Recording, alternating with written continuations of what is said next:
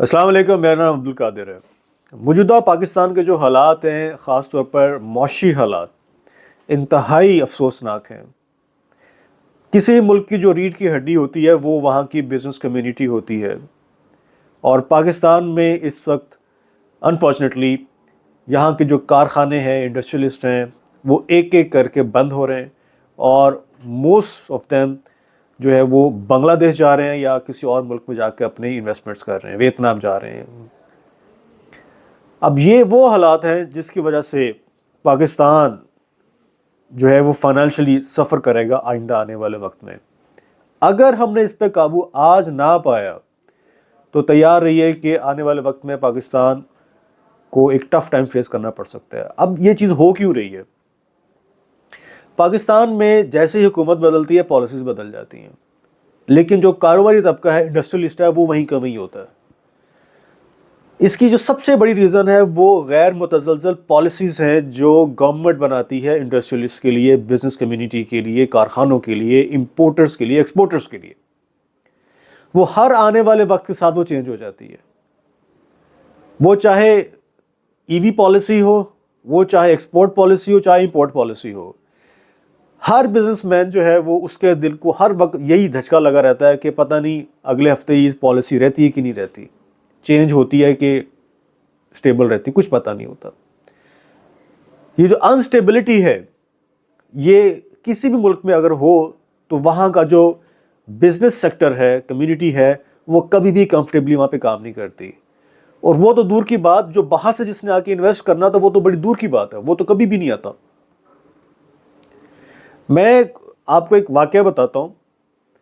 کچھ عرصہ پہلے جب میں بیرون ملک گیا کچھ ممالک میں، تو پاکستان کے حوالے سے وہاں پہ گفتگو ہوئی کہ آپ ٹریول کے لیے پاکستان آئیں۔ جو لوگ دنیا گھومتے ہیں ان سے بات ہوئی کہ آپ پاکستان کبھی نہیں آئے گھومنے پھرنے کے، حالانکہ پاکستان میں تو بڑا پوٹینشل ہے ٹورزم کے حوالے سے۔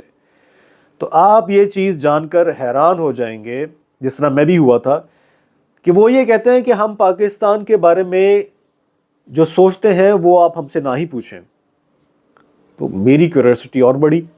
وہ کہتے ہیں ہم پاکستان کو سمجھتے ہیں جیسے افغانستان ہے، عراق ہے، لبنان ہے، اس طرح کے علاقوں جیسا ہم پاکستان کو سمجھتے ہیں، جہاں پہ ہر وقت جو ہے وہ خدا نہ خواستہ معاف کرے کہ بم بلاسٹ ہوتے رہتے ہیں، لا اینڈ آرڈر کی سچویشن خراب ہی رہتی ہے۔ یہ میں آپ کو ورڈ ٹو ورڈ بتا رہا ہوں ان لوگوں کے بارے میں۔ ہمارا پرسیپشن دنیا کے سامنے اس وقت یہ والا بنا ہوا ہے کہ لوگ ہمارے پاس اس وقت گھومنے پھرنے پہ آنے کے لیے ڈرتے ہیں۔ یہاں پر پورے ملک میں، اتنا بڑا ملک ہے ہمارا پاکستان، کسی ایک کونے میں بھی ذرا سا بھی کوئی مسئلہ ہوتا ہے تو پوری دنیا میں پرسیپشن یہ جاتا ہے کہ جیسے پاکستان پورے میں پتہ نہیں کیا ہو گیا۔ یہ ہمارا ایک امیج بنا ہوا ہے۔ تو اب مجھے بتائیں کہ اس طرح کی صورتحال میں جہاں پر گورنمنٹ پالیسیز بھی سپورٹ نہ کر رہی ہوں بزنس کمیونٹی کو، وہاں پر فارن انویسٹمنٹ کیسے آئے گی؟ اب جو انویسٹر ہے وہ دیکھا جائے تو ایک بڑا ہی کمزور اور بڑے ہی جو ہے نا سینسیٹیو مائنڈ کا بندہ ہوتا ہے، جو انویسٹر ہوتا ہے۔ اس کو ذرا سا بھی کسی جگہ سے اگر تھریٹ فیل ہو نا، یا اس کو لگے کہ میری یہاں پہ انویسٹمنٹ سیکیور نہیں ہے، وہ فوراً بھاگ جاتا ہے وہاں سے۔ یہ جو باقی ممالک ہیں، دبئی، سنگاپور، آپ دیکھیں یہاں پہ چڑے پہ پر نہیں مارتی۔ کیوں؟ کیونکہ ان کو پتہ ہے یہاں پہ اگر اس طرح کے حالات ہوئے تو سب سے پہلے یہاں سے انویسٹر بھاگے گا، ہماری جو اکانومی ہے نیچے آ جائے گی اوور نائٹ۔ لیکن پاکستان میں ان چیزوں کا کوئی خیال نہیں رکھتا۔ یہاں پہ صرف اور صرف مفادات جو ہے ان کو تحفظ دیا جاتا ہے انڈیویجولی۔ ابھی کچھ دن پہلے 27ویں ترمیم آئی، شور مچا رہا، ویڈیوز پہ ویڈیوز بن رہی ہیں، کوئی حق میں بنا رہا ہے، کوئی اس کی مخالفت میں بنا رہا ہے۔ کویسچن یہ ہے کہ اس 27ویں ترمیم سے ہوگا کیا؟ چند لوگوں کو اس سے فائدہ ہوگا اور چند لوگوں کو اس سے نقصان ہوگا۔